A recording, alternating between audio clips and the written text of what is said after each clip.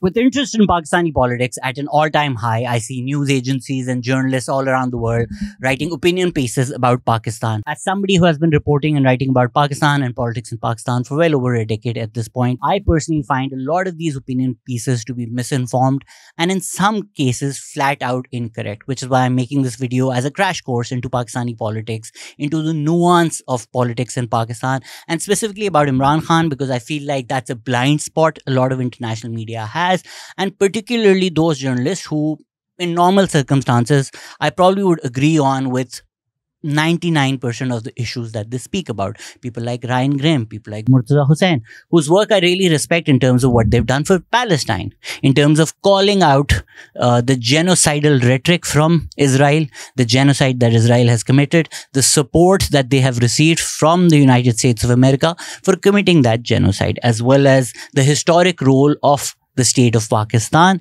in terms of curtailing human rights, freedoms of the people of Pakistan, in terms of the role of the Pakistani military in destroying democracy in Pakistan, in trampling upon human rights of individuals in Pakistan. However, I feel like when it comes to Imran Khan, because the propaganda by the Pakistan Tehreek-e-Insaf, which is the party of Imran Khan, they have been so successful in co-opting a lot of these narratives that people who generally stand on the right side of history, they start viewing the struggle of Imran Khan with the same lens that they do their work, whether it's being anti-imperialism, whether it's being anti-establishment.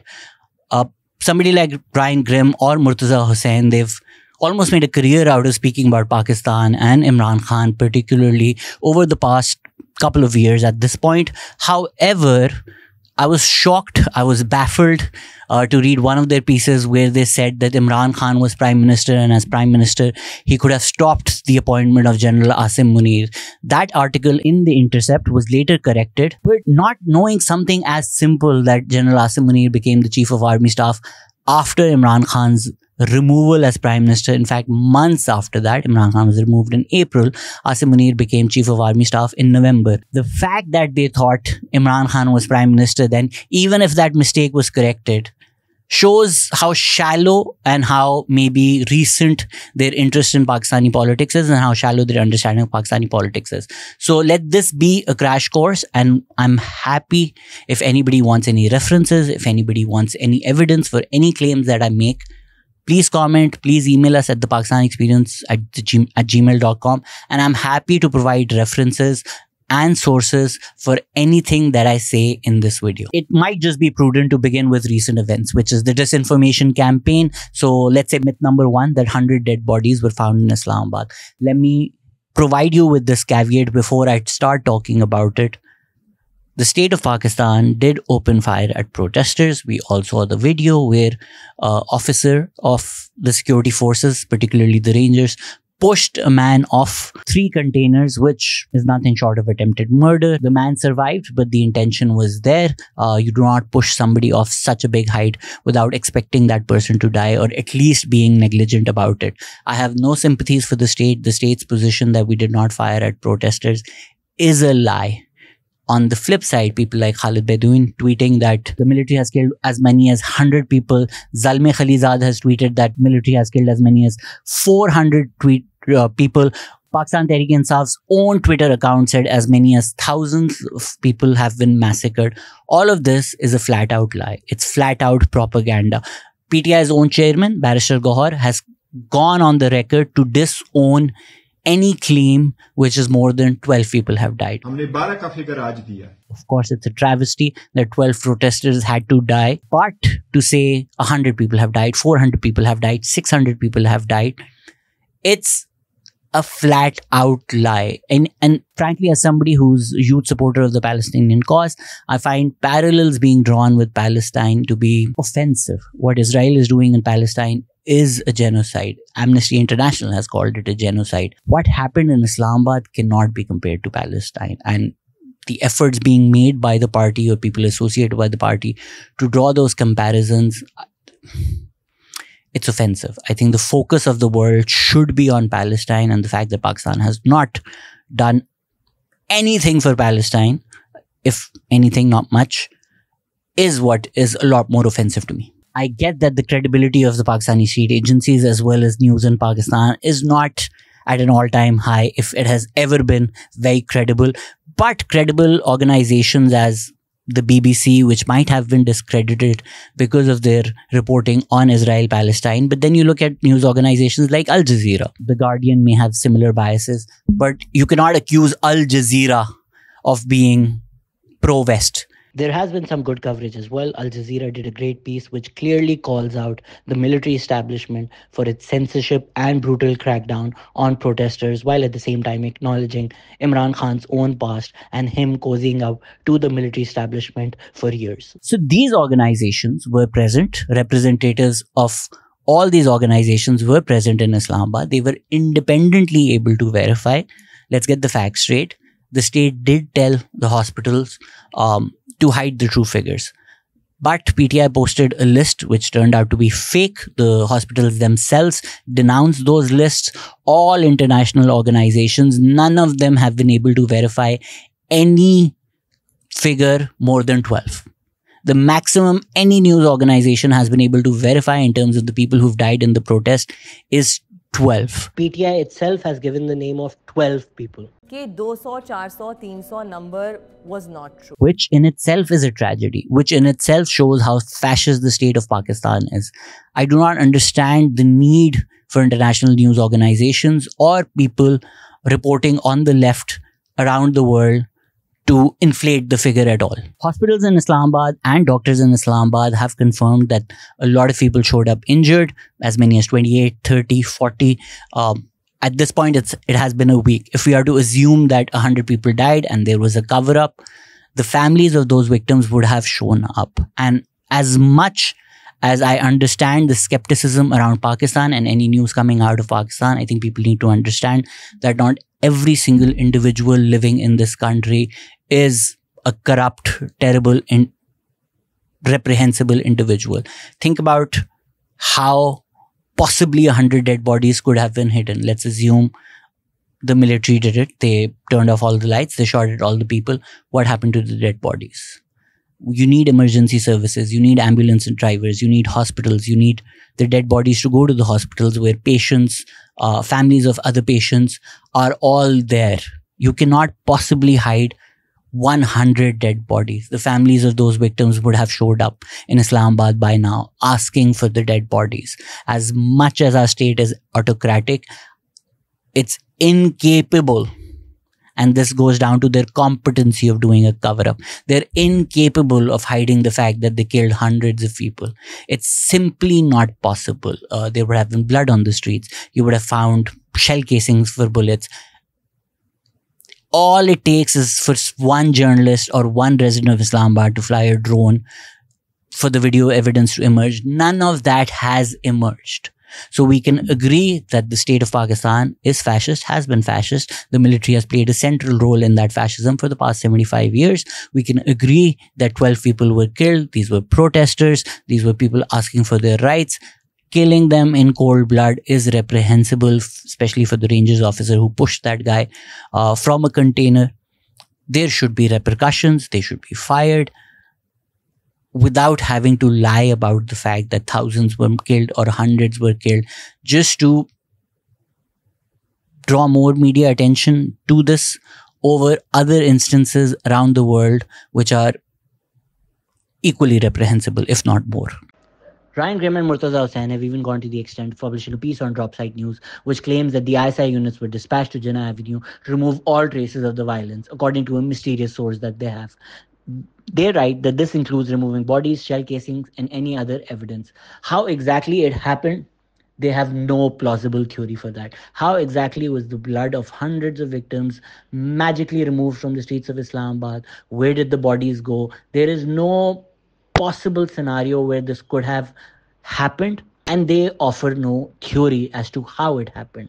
We're just supposed to take the word of this magical source, even though absolutely no evidence has been presented for how hundreds of bodies were magically vanished by the ISI. Now, the protests themselves also need to be contextualized in terms of what exactly happened. The Pakistan Tehreek-e-Insaf, PTI, who has a history of street agitation, They had not received permission to protest close to the Supreme Court, close to the Parliament building. It's in a spot, D Chowk, which has been famously reported. It's geographically located in a spot which might be considered sensitive by our security agencies in terms of the volatility of that spot. There was an international visit from the president of Belarus at that time.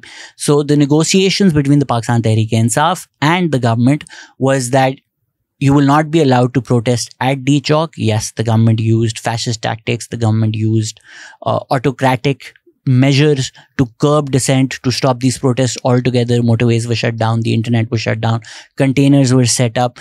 But what most credible journalists have reported is that Imran Khan and the state had come to an agreement that the protest would congregate at the outskirts of Islamabad.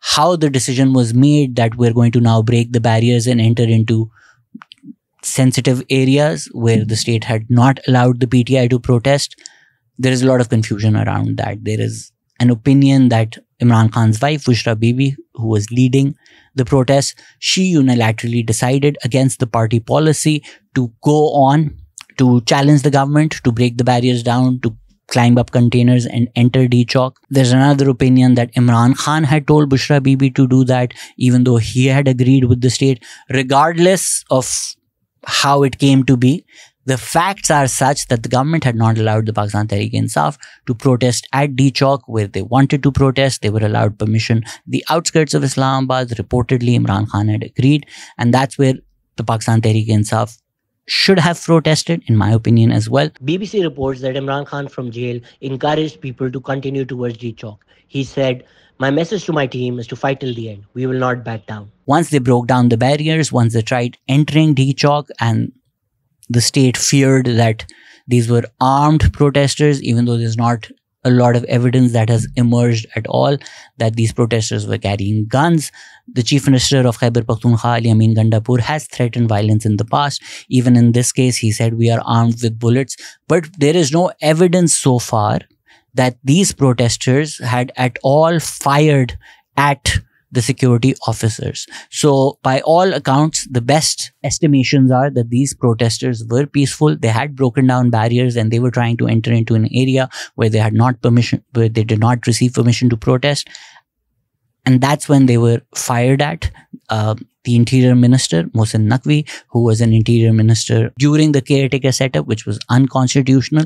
And everybody believes that Mohsin Naqvi is in close cahoots with the establishment, with the permanent establishment of Pakistan, which is the military. He had warned the protesters that we would fire upon you if you had entered. His statements were incredibly offensive. They go against any norms of human rights or civil liberties that we have in any modern nations. That decision to fire at protesters is unacceptable and needs to be condemned across the board. The Pakistan Tehreek-e-Insaf leaders that were present, that's Chief Minister Gandapur and Imran Khan's wife Bushra Bibi, who were seemingly leading the march, they abandoned the protesters themselves. The protesters turned on them.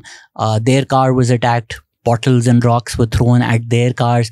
They fled the scene. There is video evidence that when they were fleeing, they ran over a protester as well. Unfortunately, this is not new in Pakistan. The state has acted fascist, autocratic, dictatorially, and used its military might against peaceful protesters for years.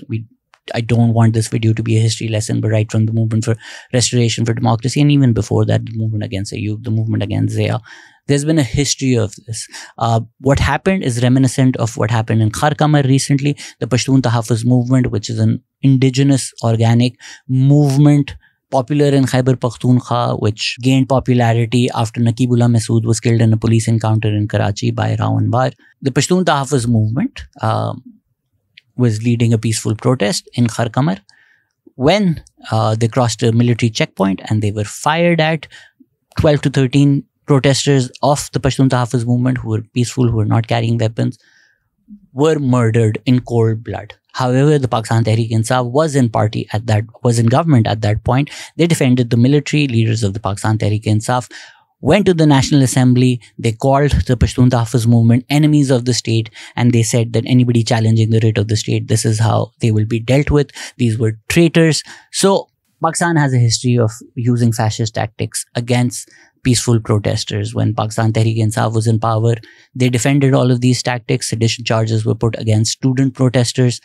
There was tear gas against federal employees asking for their rights. Hazaras protesting with their dead bodies were called blackmailers by Imran Khan himself. The Tehreek-e-Labbaik Pakistan, that has an ideology which even I consider to be religiously extremist, and they tend to use violence on the streets as well, and street agitation. When they protested against the sitting Pakistan Tehreek-e-Insaf government, there was violence on the street. The police and the Tehreek-e-Labbaik Pakistan protesters came face to face. Over 250 people were injured. People died. At that time, Imran Khan went on television and defended the actions of the state. He said the writ of the state cannot be challenged like this. They also proceeded to ban Tehreek-e-Labbaik Pakistan for protesting against the PTI. Eventually, an agreement was made between the parties and the ban was lifted. In summary, we should be majorly condemning the state for the violence used against protesters. There should be no acceptance for shooting at protesters. The Pakistan Tehreek-e-Insaf did push for a confrontation. The protesters broke down barriers and tried entering sensitive areas where there was a security threat. The state's actions and the brutality with which they treated these protesters and the fascist tactics they used initially to curb the protest is absolutely unacceptable. The inflated numbers presented by Pakistan Tehreek-e-Insaf at this point, is fair to say, is a flat out lie. And the discussion around these protests need to be made with the caveat that there's no modern nation state which would allow you protesters or for you to hold protests anywhere around the world. You cannot just break down the barriers at the White House or at Buckingham Palace and decide we want to protest in the lawns of the White House and nobody can stop us. This is not defending the state's actions. The state of Pakistan has a history. Even when I mentioned Khar Kamar, there are numerous instances where the Pakistani military acts with brute force against peaceful protesters protesting anywhere. If you are interested in Pakistani politics, the second point that I want to get at is the history of street agitation and protest used by the Pakistan Tehreek-e-Insaf. The Pakistan Tehreek-e-Insaf began in the 90s. General Hamid Kul, a disgruntled former ISI chief who proudly said that he created an opposition to bring down Benazir Bhutto's government, refused to even acknowledge Benazir Bhutto as Prime Minister while being the serving intelligence chief of Pakistan. He is responsible for bringing Imran Khan into politics. They originally started as a pressure group. They even tried approaching Abdul Sattar Eidi and trying to undemocratically bring down the Benazir Bhutto government in the 90s. That was Imran Khan's start into politics. However, the relaunch, which is more recent, that happened in 2011. By all accounts, the chief of ISI, General Shuja Pasha, was involved in helping that massive jalsa that happened of Imran Khan and Pakistan Tehreek-e-Insaf in 2011 at the Minar-e-Pakistan in Lahore. We are going to discuss the complicated relationship that Imran Khan has had with the military over the years. But for this point, if we look at the history of how peaceful Imran Khan's protests have been, after the 2011 Jalsa, Imran Khan was not popular enough to win general elections across Pakistan. However, he did win enough seats in Khyber Pakhtunkhwa, the province that is still in power, to form a coalition government in that province. The caveat there is that the 2013 elections and the lead up to the 2013 elections in Khyber Pakhtunkhwa were some of the most bloody election campaigns that we've seen. The ruling party, ANP, their leaders were targeted. The Pakistan People's Party, the party in government at the center at that time, their leaders were targeted. Their corner meetings were targeted. Their leaders were murdered. And all of this was happening by the Tehreek-e-Taliban Pakistan, who had said that we're going to target ANP and PPP and JUIF, which is the party of Maulana Fazlur Rahman. However, PTI at the same time was conducting mass jalsas in Khyber Pakhtunkhwa. Their political gatherings were not being targeted. That's how the road to Imran Khan's popularity in that province was paved, and Imran Khan was able to form a coalition government in 2013 with Jamaat-e-Islami, a historic far-right party in Pakistan that has also had close relationships with the military establishment over the past few decades. The general election results of the 2013 elections were generally accepted across Pakistan. There are always a few agitations. There are always a few complaints. There is always some poll rigging in Pakistan. The campaign that Imran Khan launched against the government, questioning the credibility of the elections themselves, that happened a year later. Journalists like Azaz Sayed have openly reported that Imran Khan, Tahir al-Qadri, and the head of the ISI, the DG ISI, General Zahirul Islam, they met in London, and in an effort to destabilize the government of Nawaz Sharif at that time, they decided to do street agitations and protests in Islamabad. Imran Khan staged a dharna in Islamabad, during which the PTV office was attacked, the parliament was attacked, there were efforts made to enter the Supreme Court, and all of this was being led by Imran Khan, the president of the Pakistan Tehreek-e-Insaf, Imran Khan's party at that time, Javed Hashmi. He left the party in protest, saying that the plan of the PTI was to have dead bodies in the street so that they can ensue chaos into the country, and through that, the government can fall. The Principal Secretary of the Prime Minister, Fawad Hasan Fawad, he claims that protesters were at the door of the Prime Minister Secretariat. They were trying to enter the Prime Minister's house, and he told the security forces to stop them, and he was informed that they were under orders not to stop the protesters. So the plan in place was to put pressure on the sitting Prime Minister, Mr. Nawaz Sharif, to get concessions for the military, what the military wanted to do at that time. And Imran Khan and Tahir al-Qadri were used to create pressure on the government, destabilize the government. It is only the tragedy, the atrocities of what happened in Peshawar during APS, the massacre of children, that these dharnas ended. However, there was an anti-terrorism case against Imran Khan for attacking state institutions. However, when he rose to power and became Prime Minister in 2018, all convictions against him were quashed, and officially he was still out on bail when he became Prime Minister. 2017, he led a blasphemous campaign accusing the government of blasphemy, not the campaign itself, but he was using blasphemy as a way to attack the sitting government. Again, by all accounts, one can presume it was at the behest of the military establishment, because at that time, the military establishment had decided that Nawaz Sharif must go and Imran Khan needs to be brought to power. The Tehreek-e-Labbaik Pakistan, a lot of people argue that that was also created by the military to put pressure on PMLN and to break their far-right vote, especially in Punjab. So TLP and PTI together blamed the government of blasphemy based on an amendment that they wanted to make to an oath. Federal ministers like Hasan Iqbal were targeted. Hasan Iqbal was shot at by somebody who thought based on this campaign that Hasan Iqbal had committed blasphemy. Years later, Imran Khan himself would be shot at, somebody equally disgruntled who felt Imran Khan was going against Islam. After Imran Khan was removed as Prime Minister, there were several cases which were left at the back burner while he was Prime Minister, which were reopened, and legal arrest warrants were issued for Imran Khan. However, when the police tried arresting him, Imran Khan would surround himself with protesters, and he would ask his protesters to resist arrest to ensure that Imran Khan is not arrested. There were frequent confrontations between PTI protesters and the police. There's video evidence of PTI protesters throwing petrol bombs at the police. Imran Khan's personal residence in Zaman Park, PTI almost laid siege to that. They surrounded it with police of Khyber Pakhtunkhwa, which is the province that PTI was in power, ensuring that the Punjab police or the federal police is not able to arrest Imran Khan. Over 53 police officers were seriously injured in these clashes between PTI protesters and the police. Imran Khan also refused to go before the court, citing security reasons. After Imran Khan was finally arrested, protests did break out all over Pakistan. Places like Radio Pakistan in Peshawar were attacked, the Corps Commander House in Lahore was attacked, GHQ Rawalpindi was attacked, MM Alam Air Base in Miawali was attacked, an ISI office in Faisalabad was attacked, a Rangers Chowki in Karachi was attacked, and an FC fort in Chakdara was attacked. The Pakistani army would label this day as a black day, a day for martyrs, where the state institutions were attacked.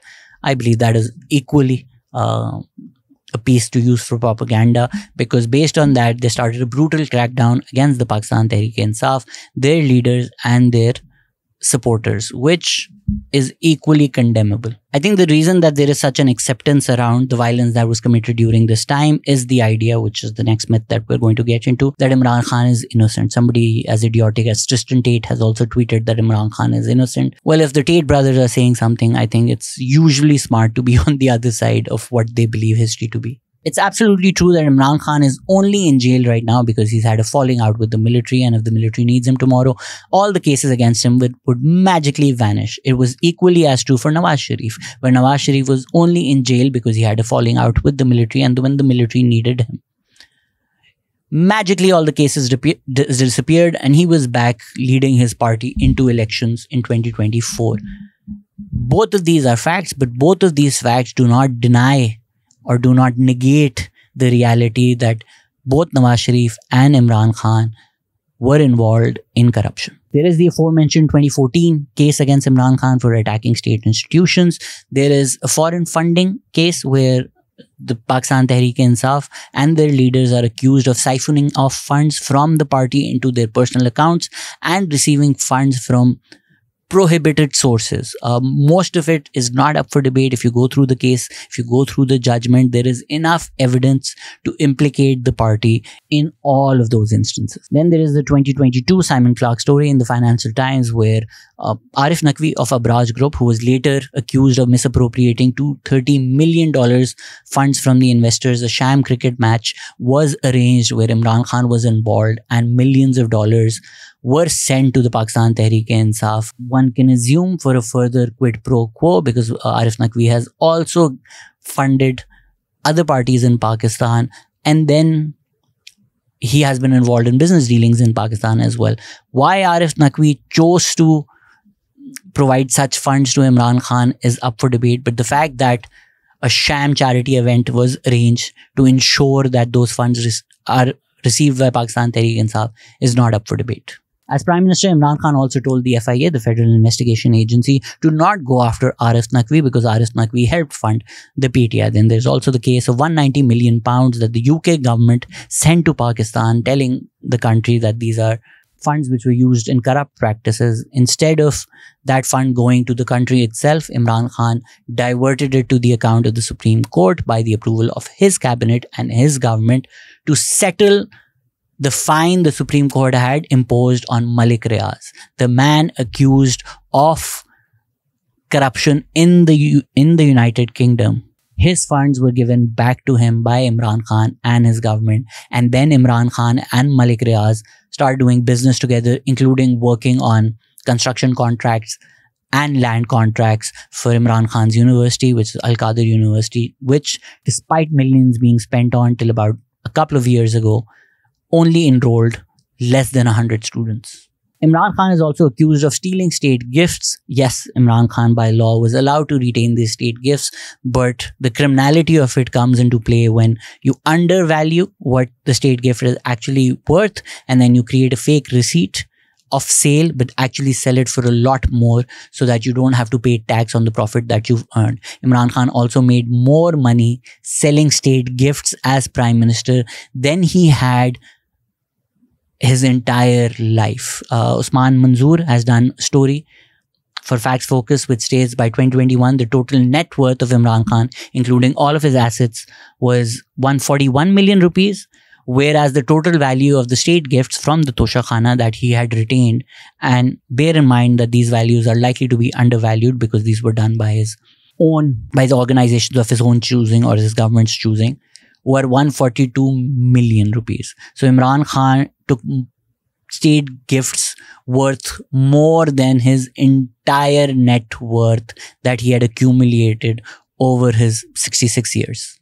You can go see the story on Facts Focus where all of Imran Khan's tax records are there, where you can easily verify everything that I'm saying. Imran Khan himself has also accepted that he did sell the watch, whereas the accusation is that the sale was fraudulent and it was a fake receipt, and the man who actually bought the watch, he appeared on a late night news television show in Pakistan with Shahzad Khanzada on Jio, where he showed the watch itself that Imran Khan had received from Saudi Arabia that he sold and made money off. Now coming to Mehdi Hasan's position, I think Mehdi Hasan is a good placeholder, again somebody that I agree on for 90% of the issues, but I do not understand how his positions are so incongruent. What he thinks of Trump is almost the complete opposite of what he thinks of Imran Khan, and I think this incongruence comes from lack of understanding of Pakistani politics. I mean, we've already spoken about 9th May and everybody compares that to January 6th, and what Trump did, in my opinion, what Imran Khan did in 2014 is already his January 6th. Mehdi Hasan would never defend what happened on January 6th. Mehdi Hasan would never say that the people Trump incited into violence to enter into the Capitol building. And in the United States as well, protesters were shot at trying to enter into the Capitol building. I do not believe that Mehdi Hasan would defend their right to protest inside the Capitol building or to enter the Capitol building while people like Nancy Pelosi are already there shouting slogans, hang Mike Pence, or to shit on Nancy Pelosi's desk. This is what happened in 2014 in Pakistan, where protesters were trying to burn down the parliament, were trying to enter the parliament. As far as 9th May is concerned, there was violence. Obviously, none of this justifies the brutal crackdown the state did post 9th May against the Pakistan Tehreek-e-Insaf and protesters and supporters of Pakistan Tehreek-e-Insaf. But there is no doubt that on the day itself, people from the Pakistan Tehreek-e-Insaf, people being led by leaders of the Pakistan Tehreek-e-Insaf, including family members of Imran Khan, namely his nephew, being present there, attacked state institutions. The family of the corps commander was present in the house where protesters were in there, threatening them. They were burning down the house. I do not believe that those individuals involved in burning down state institutions, as brutal as our state has been, as fascist as our state has been over the past 75 years, can reasonably be called peaceful protesters. And when Imran Khan was asked to condemn the violence, he refused to do so, and he said if he would be arrested again, the same violence would happen. सबको निकलना पड़ेगा। क्या आप सब तैयार हैं? अगर ये फट गई कौम, तो आप सबको अपने आप को बचाना, छुपते फिरेंगे आप।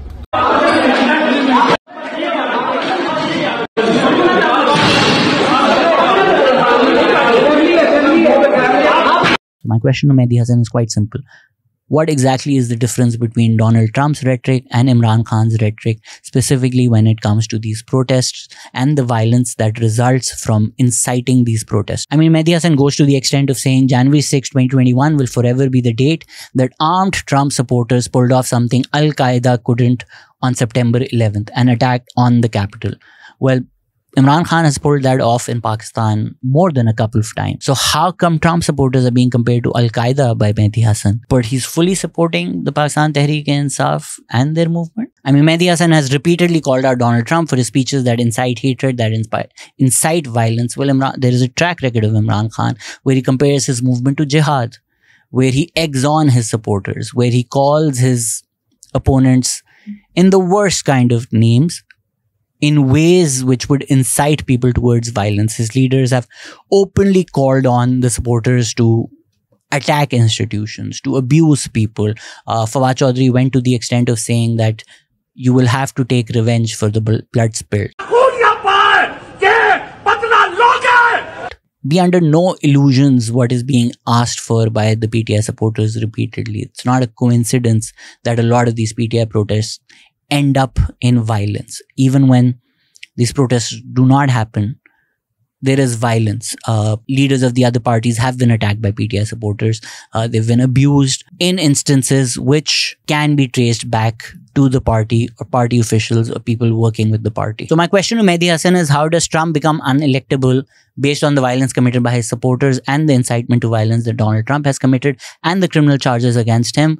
But it is not the same for Imran Khan. Imran Khan also held the country hostage for a year, claiming that Joe Biden and the American administration wrote a cipher trying to get him removed, a position that he has backtracked on.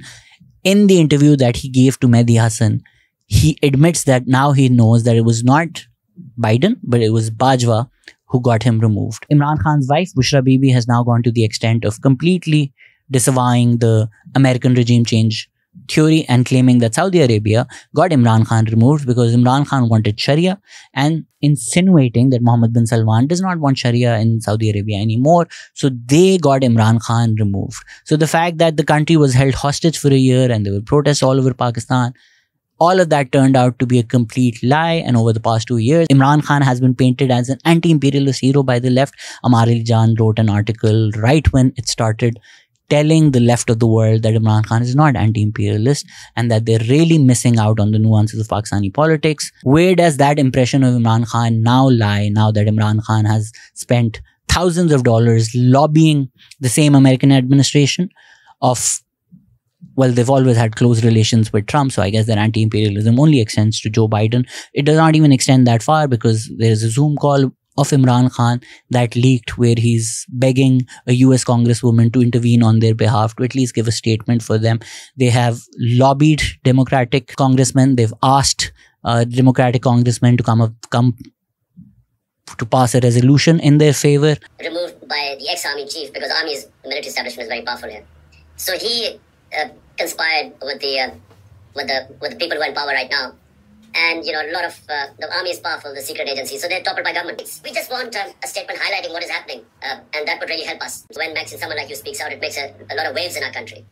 They've celebrated the victory of Donald Trump. They funded Donald Trump's campaign. PAC was created, the PAC, which funded Republican candidates to help Trump come to power because they thought Trump would get Imran Khan, would help Imran Khan come out of prison. So my question is, where is Imran Khan's anti-imperialism? Even in terms of when he was in power and he went and met Donald Trump said that the Pakistani administration was unsupportive till Imran Khan came to power, and they've received great support from Imran Khan. So where is this anti-Americanism, anti-imperialist hero that you've dreamt Imran Khan is? This is before you. Pakistan was not doing anything for us. They were really, I think, subversive. They were going against us. In terms of the next myth, just as Imran Khan's anti-Americanism is a complete myth, the idea that Imran Khan is anti-establishment or he's against the military establishment of Pakistan is also a complete myth. I've already mentioned how Imran Khan was groomed into politics by the former DGI, General Hamid Kul. Pervez Musharraf did a military coup and came to power. Imran Khan supported him. Imran Khan served as an M&A while the military dictator, General Pervez Musharraf, was the president of Pakistan. The reason why I want to vote for General Musharraf is because I hope that he can keep these crooks out of the political process. General Shuja Pasha is accused, who is the DGI of that time, of arranging the 2011 Jalsa for Imran Khan. If you read the works of people like Muhammad Wasim, who wrote Political Conflict in Pakistan, during Musharraf's era, the party that Musharraf created, PMLQ, the DGI is accused of asking politicians from the PMLQ to join PTI, which was going to be the military's next project. I've already mentioned the 2014 dharna that were done at the behest of the DGI, General Zahirul Islam. The former DGI, Faiz Hamid, the man Imran Khan wanted to be the next chief of army staff, has formally been indicted on charges of engaging in political activities. Journalists like Munif Farooq, who are seen to be close to the military establishment, report that this signifies that General retired Faiz Hamid was involved in May 9th violent protests, 25th May 2022 protests, and the November 2022 protest organized by Imran Khan. What this means is that there is enough evidence that exists that Faiz Hamid and Imran Khan tried a military coup against the Chief of Army Staff, General Asim Munir, and failed. In 2014, the famous journalist Hamid Mir was shot at because Hamid Mir had accused the ISI. It was Imran Khan who went to defend the ISI, started attacking Jio. In 2016, the Dawn leak story broke where the military was not happy with Dawn. It was Imran Khan who defended the military, attacked Dawn. When Imran Khan was in power and a huge corruption scandal broke out against the general, Asim Salim Bajwa, it was Imran Khan who defended Asim Salim Bajwa. And whereas his elections are concerned, all credible observers, all international media, all international observers called 2018 a dirty election. They questioned the credibility of the 2020 election. There should be no question that the 2018 elections were rigged. I've already mentioned how TLP was created to break PMLN's vote, how Imran Khan himself now admits that the courts were used to get Nawaz Sharif dismissed. He's on the record to say it was General Bajwa who sent brigadiers into the joint investigation team to help get Nawaz Sharif dismissed on political charges so that the road could be paved for Imran Khan to come into power. The election system that was installed, RTS, that went down during the election. The election results were changed. The military was seen handing all ballots. So Imran Khan worked with the military to come into power, and then he would later go on to say that all the power belonged to General Bajwa, who was the super king, and I was simply, he didn't use that word, but if the military chief of army staff holds all power and you're just the face of it, what else do we call you except a military puppet? If you're interested in specifics of how Imran Khan paved the way for the military, there are 2 articles that published in DW which mention all the important positions and organizations that during Imran Khan's tenure were given over to the military. Imran Khan himself has admitted that he would use the intelligence and the intelligence chief to control the parliament, to get the parliamentarians to vote according to how he wanted. Imran Khan also tried interfering in the Supreme Court by getting a Supreme Court judge removed through a reference, or at least attempting to, because the Supreme Court judge dared to question the role of the ISI and their involvement in the dharnas of the TLP that I've already talked about in 2017, specifically at Faizabad, which is the interchange in Islamabad. The falling out that Imran Khan had with the establishment was particularly his falling out with the Chief of Army Staff, General Bajwa. Now, the nuance that people on the outside miss on is the fact that every three years officially, but honestly every 6 years, there is the appointment of the Chief of Army Staff, and there are a lot of politics around that involvement. So when the time came, General Bajwa had already received an extension. So the idea was that his tenure would come at an end after 6 years of service, 3 years officially, 3 years an extension that was given. The head of the ISI, General Faiz Hamid, was a close ally of Imran Khan, and he is who Imran Khan was using to control the parliament as well. So Imran Khan wanted General Faiz Hamid to succeed General Bajwa. General Bajwa was not happy with the fact that somebody serving under me, General Faiz Hamid, he's undermining my position. So General Bajwa asked Imran Khan to remove General Faiz Hamid as the DG ISI and put him as the corps commander in Peshawar. Imran Khan and General Bajwa had a falling out over that.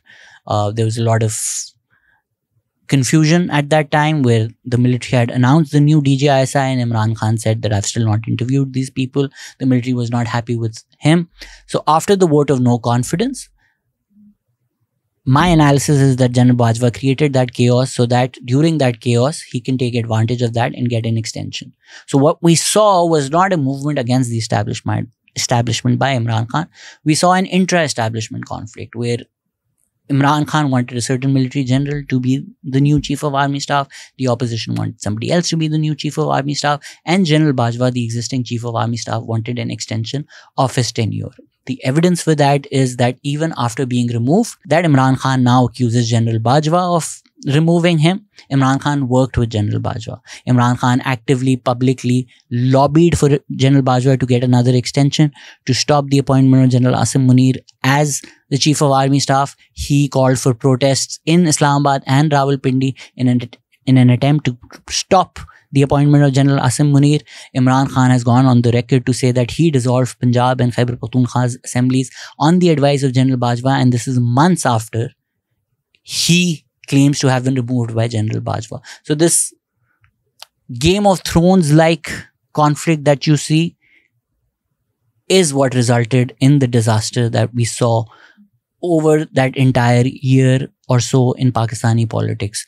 Framing it as an anti-establishment move by Imran Khan or Imran Khan going up against the military establishment, I feel shows a real lack of understanding of Pakistani politics, because even after being jailed, Imran Khan has gone on the record to repeatedly say that I will not talk to the other politicians, I will only talk to the Chief of Army Staff. He's created committees which would talk to the military on his behalf to ensure some sort of an arrangement can be arranged between the military and Imran Khan. Overnight experts on Pakistan like Murtaza Hussain should stop thinking people who've been reporting on Pakistan for decades are idiots. Journalists like Anas Malik, who is seen here fact-checking Murtaza Hussain's misreported story. I think Imran Khan has become a symbol for a lot of journalists and people on the left around the world for things that they already believe in, except the man himself does not live up to the promise of your beliefs at all. If you look at his history, his party was patched together by the military.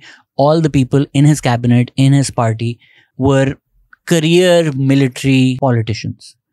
people who had been associated with the military for decades before Imran Khan, who'd been picked from other parties, who belonged to the military families, the sons of generals, the sons of bureaucrats, the sons of people who've been part of the permanent military establishment. Even after being removed from power, it was the Supreme Court that intervened on Imran Khan's behalf in a complete misreading of the constitution, which has later been rectified, to hand him back the Punjab Assembly. Even the coalition government that Imran Khan had in 2018, that coalition was stitched together for him by the military by using parties which most people in Pakistan agree, parties like the PMLQ and MQM, are in complete control of the military. On the other side, the people who are painting Imran Khan as an Islamic hero, just the fact that there's been a brutal genocide in Palestine over the past year and Imran Khan has not said much about it. People who are painting him as an anti-imperialist hero, Imran Khan has not even been brave enough to call out America's role in funding that genocide, because he knows that he needs to rely on America to bring him back to power. Similarly, people who are championing Imran Khan as a symbol for Islam, this is a man who called Osama bin Laden a martyr. This is a man who celebrated the takeover of Taliban of Afghanistan, and when Taliban shut down girls' schools, Imran Khan would say something along the lines of the Afghans have broken the shackles of slavery. Imran Khan also refused to speak about China's role in Uyghur Muslims. What's your stance on China's treatment of Uyghur Muslims? Frankly, I don't know much about it. So Imran Khan uses Islam, he uses anti-Americanism because they're popular in Pakistan. Painting him as an Muslim anti-imperialist hero around the world is rather unfair. If you're interested in Pakistani politics, I've already mentioned, I feel it's Mohammad Wasim's magnus opus, Political Conflict in Pakistan. Please read that. Zahid Hussain has written a lot of great books. Please read those. He also regularly writes his columns. Please read those so that you understand nuances of Pakistani politics without looking at it in such simple binaries. And the purpose of this video was to counter some of the propaganda or some of the ill-informed takes that I see around the world. It does not serve to defend the military establishment of Pakistan. For the record, the criticism that Imran Khan makes of the military establishment is entirely valid. I just feel it's disingenuous. I just feel that it's the same musical chairs that we've seen in Pakistani politics when Imran Khan was in power. The PMLN and the PPP launched a movement called the Pakistan Democratic Movement, where they called out military generals, where they called out the role of the military, where they stood with people like Mohsen Dawar, who was previously part of the Pashtun Tahafuz movement, who spoke about the Baloch issue, who spoke about the missing persons issue. But now these two parties, the PMLN and the Pakistan People's Party, they're working with the establishment to destroy democracy and paving the way for a quasi-military rule in Pakistan. Similarly, I feel Imran Khan wants to be in their position. Imran Khan wants to be the front man of the military like he was for the past decade. So it's the fact that his criticism is disingenuous and he's using these popular sentiments to come back to power to do the same atrocities that he committed against civil movements in Pakistan while in power, which is why I want to counter a lot of the propaganda that comes from Pakistan Tehreek-e-Insaf. What they say about the military establishment is absolutely true. The military establishment has dictatorially ruled over Pakistan and the resources of Pakistan over the past 75 years. The military establishment rigs elections. They rigged the 2018 election to bring Imran Khan to power, and they rigged the 2024 election to keep Imran Khan out of power. They keep propping up these puppets so that genuine popular movements are clamped down upon, are crushed. The Pashtun Tahafuz movement was popular in Khyber Pakhtunkhwa and PTI was used against them in that province. Currently, Maharang Baloch is leading a popular movement from Balochistan talking about the rights of the people of Balochistan. Her movement is being crushed, and there's similar movements in Sindh. Currently, there were protests recently all across Sindh against blasphemy killings and the use of blasphemy in politics in Pakistan. The state also clamped down upon them. So the state gives us no space for protests. The state is curbing dissent. The state is shutting off the internet. The state is going after people, anybody who criticizes the state. Recently, journalist Matiullah Jan was picked up. He was also picked up during Imran Khan's tenure. Going after journalists shutting down the internet, destroying democracy, passing constitutional amendments that curb the role of the Supreme Court to extend their control over the Supreme Court. All of this is being done by the military establishment and the politicians currently in power, PMLN and PPP. They're doing it at the behest of the military establishment. All of this stands true as it has in Pakistan's history for the past 75 years, unfortunately. It is my distrust of the Pakistan Tehreek-e-Insaf and Imran Khan and what they did while they were in power, which is why I want to tell people to support genuine indigenous popular movements in Pakistan rather than turning it into a game of elite status quo parties, which is the PPP, PMLN and the PTI. Currently, it's undeniable that Imran Khan is the most popular leader in Pakistan, but I do feel he's co-opting popular sentiments for his personal politics. We saw that in Egypt as well, where far-right organization was able to co-opt popular sentiment and a revolution was deferred because an organization was able to take the genuine sentiments of the people and regurgitate the same power structure with new faces that the people were rising up against. That is what I feel Imran Khan will do as well. There are other people in jail right now. There is Ali Wazir, who was imprisoned during PTI's tenure and is being imprisoned right now. As far as Pakistan is concerned, the reality that is being painted by the PTI is true, but it is also true that none of that changed when PTI was in power. It has not changed when PTI was removed from power and the PMLN and the PPP came back. So the belief that it will change once again, Imran Khan is back into power, I do not drink that Kool-Aid. The Pashtun Tahaffuz movement was attacked during PTI's tenure. Their leaders were murdered and Imran Khan and the PTI defended the state. Even recently when Mohsin Dawar was shot at, PTI's former chief of staff Shehzad Ghias mocked him being shot at. There was a blasphemy campaign during Imran Khan's tenure against the Aurat March. There were sedition charges against student marches. Activists like Amar Ali Jan were picked up. Journalists who right now are being shared by PTI because they're speaking on behalf of PTI, in favor of PTI. Well, they're speaking in favor of democracy and civil rights and human rights, but currently that goes in favor of PTI. People like Asatur, people like Matiullah Jan, they were both assaulted during PTI's tenure. It is also untrue to say that PTI currently is out of power. PTI controls Khyber Pakhtunkhwa, which is a large province. They have done nothing which goes against the military establishment in Khyber Pakhtunkhwa. There were rumors that the cabinet that was selected for Khyber Pakhtunkhwa was also done so in consultation with the military. Currently, there's a massive conflict going on in the province that PTI is in power, which is Khyber Pakhtunkhwa, in the Khurram agency, where more than 100 people have died. The Pakistan Tehreek-e-Insaf has done nothing. They took the entire provincial government to Islamabad while these people were dying. The rise of the Tehreek-e-Taliban Pakistan cannot obviously be entirely attributed to Imran Khan and the Pakistan Tehreek-e-Insaf, but that party has a history of taking the education budget of the province and funding Samuel Haq's Madrasa, a man known as the father of the Taliban. They had plans to rehabilitate the TTP in the province. Their failed Afghan policy, their failed Taliban policy has contributed to the rise of the Tehreek-e-Taliban Pakistan and the violence that we're now seeing in Khyber Pakhtunkhwa, a province that has been ruled over by Imran Khan and the Pakistan Tehreek-e-Insaf for more than close to 12 years at this point. So I'm glad that there is international interest in Pakistan and politics in Pakistan, but I would really urge all these international media organizations and journalists to focus on a lot more in Pakistan than just Imran Khan. I do not believe that Imran Khan can effectuate change. I believe that these parties belong to the same system, they come from the same system, and they rely on their same connections with the elite status quo and the establishment that controls the resources of Pakistan, that keeps the people of Pakistan from getting their due rights and their freedoms. Imran Khan will just become another face for the system like he was for the past decade. Bringing him to power will change nothing. How I believe the military establishment and the control of the elite status quo in Pakistan can be defeated is through mass mobilization of these different movements, of them coming together in a way, in a movement that's popular, that's connected, and that's consistent. A party like the PTI, which belongs to the same system that we want to defeat, would only serve to co-opt that mass mobilization effort and the military establishment would be successful in using the PTI to quell the genuine demand for change and seemingly sell the idea to the people of Pakistan that change has come in the shape of Imran Khan.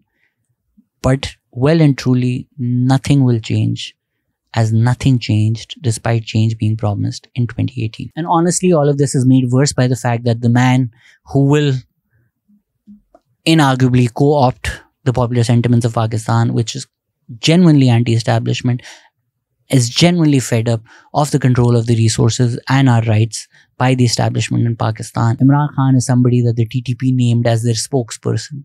Imran Khan is somebody who's gone to the extent of saying that if women wear short clothes, that they will be sexually assaulted. Imran Khan has repeatedly asked for a confrontation with the state. Imran Khan has repeatedly ensued chaos for his political goals. Imran Khan has repeatedly used his position to personally profit, to financially enrich himself by virtue of his position. That is not a man who I feel will fix Pakistan's issues. So, absolutely, currently, the PTI is being targeted. Their mandate has been stolen. They legitimately did emerge as the largest party in the elections. So, all of the things that they're asking for are legitimate and they should be supported. But at the same time, all of these discussions need a lot more caveats. All of these discussions need a lot more nuance, which I hoped to provide with this video. And again, if anybody has any questions, if anybody doubts anything that I'm saying, if anybody needs verification of any of the claims that I've made in this video, just comment or email me at thepakistanexperience@gmail.com, and I'm happy to provide any sources or any evidence to any international journalist, activist, people on the left interested in Pakistani politics. Hopefully, the takes that you come up with after this and the opinion pieces that I see are a lot more nuanced than the ones I see right now. Thank you so much.